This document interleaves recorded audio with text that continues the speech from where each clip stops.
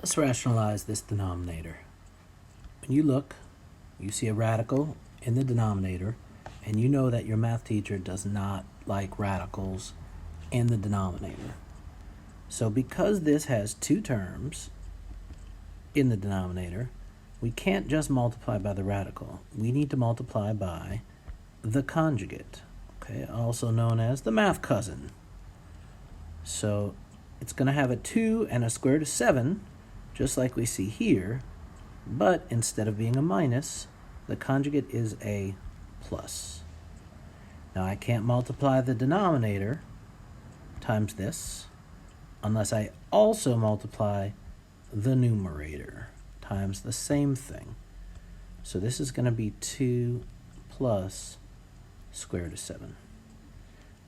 Okay, and now let's go ahead and multiply. In the numerator, I have 6 times 2 plus square root of 7, and I'm just going to leave it like that. Okay, you don't need to distribute the numerator, because maybe if it stays factored, something will cancel out later. It's okay if you do. But now in the denominator, when I multiply these two binomials, I will need to FOIL. So let's go ahead and multiply them. This is going to be 2 times 2, that's the first 2. 2 times 2 is 4. Plus the outer 2, 2 times the square root of 7 is 2 square root of 7. Plus the inner 2, which is negative square root of 7 times 2. So that is negative 2 square root of 7. Okay, square root of 7 times 2 is the same thing as 2 square root of 7. That's where we're supposed to put the 2, is out in front. I'll make this a little longer here. And then the last term, negative square root of 7 times square root of 7. So I know it's going to be negative. Negative times a positive is a negative. And square root of 7 times square root of 7.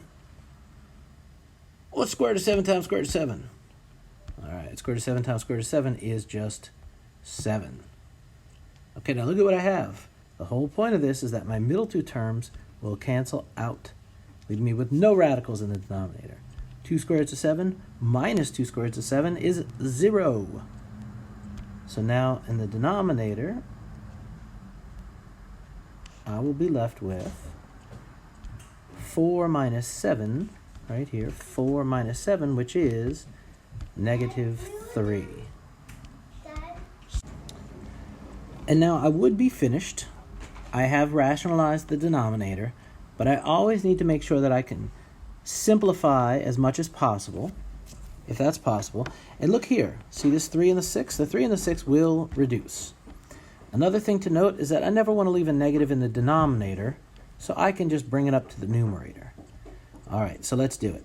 3 goes into here once, 3 goes into here twice. All right, so I'm going to have 2 times 2 plus the square root of 7. And now this negative does need to come up in front.